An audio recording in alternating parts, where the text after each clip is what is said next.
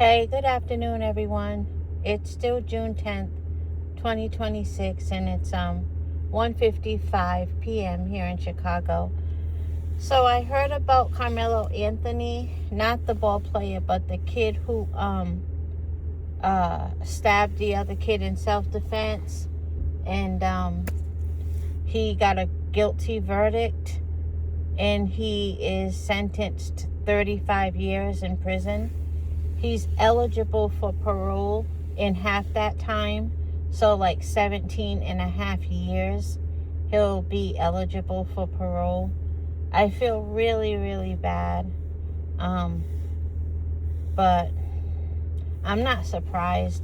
And, let me just say, I got to be honest about this. Like,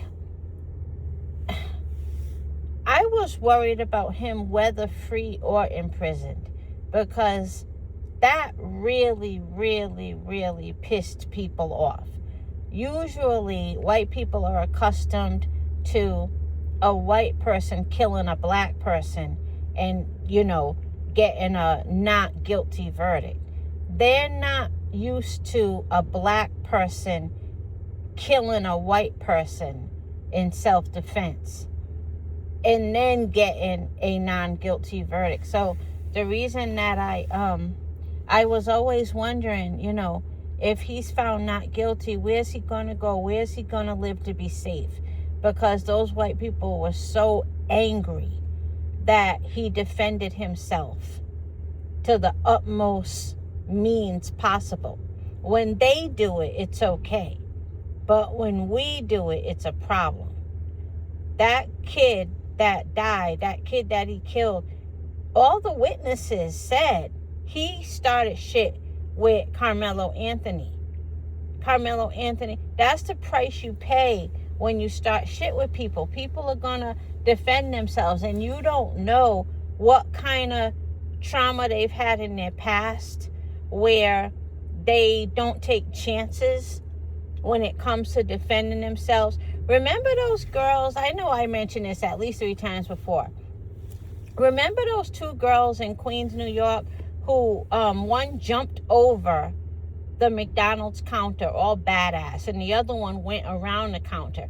They were going to attack that one man working in McDonald's, and he was holding a broom or something. And you don't know what kind of trauma people have.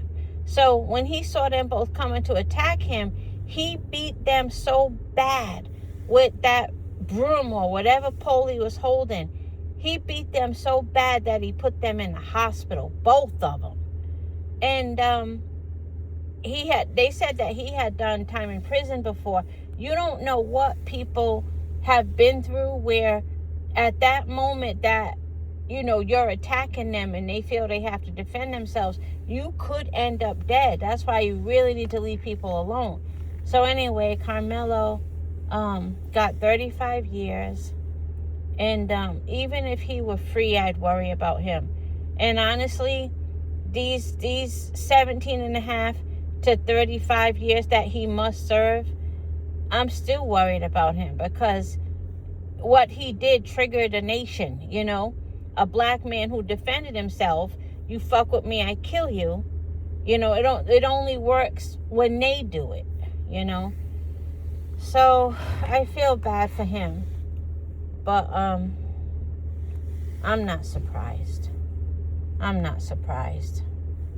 I'm hoping that he finds,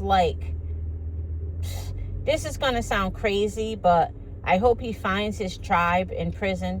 I hope he finds people who will kind of look after him in prison, because he was defending himself. He's not a bad person. He was defending himself. So he doesn't have any history of problems. And, by the time you're his age, if you're a problematic person, you usually already established some type of history, some type of record. He never bothered nobody, But he might have been bothered before, where he said never again, I don't know. But I'm really sorry to hear about the time he has to do. I'm really sorry. But let me see what else. There was something else I wanted to talk about. on a happier note, on TikTok, do you guys follow the Dominican guy who is standing outside of like McDonald's or any other fast food restaurant, and on the way in, I think he stands outside of Chipotle too, and as people are going in, he says, I'll pay for your food if you eat something healthier. And then he suggests places that are only like a 2 to 5 minute walk. He takes them there, he talks to them, gets to know them, then he buys them healthier food. Now, healthier food, I don't mean bird tasting food, nasty food. Good healthy food that doesn't use like seed oils and stuff. Places that you would actually go to anyway, like really healthy burritos where they don't use seed oils or anything. So good places, like good food. Anyway, he's Dominican, and that's what he does. He stops people going inside of McDonald's, whatever. I'll pay for your food if you buy something healthier. So anyway, if you not buy, because he's paying for it. I'll pay for your food if you get something healthier. Well, he's funny. He decided one day to stand outside of the door of the McDonald's or Chipotle. I forgot which one it was. And as this couple was coming into the restaurant, he's going to tell them they're closed. I don't know why I thought that was so funny. He's tired of people not trusting that there are no strings attached. He's tired of people saying no thank you. You know, even though he does get a lot of people who take him up on his offer, especially now that he has become more popular on TikTok. The kids love this man. But he still has a lot of naysayers. So he's going to stand outside the door, and as they come up to the door, he's going to say, they're closed. Like trying to make them feel like they have no choice but to let him buy their food. I thought that shit was so funny. You guys got to follow him. I'll get his name. I forgot his name. And I follow him. I like catch all his videos. He's so cool. He's in New York City.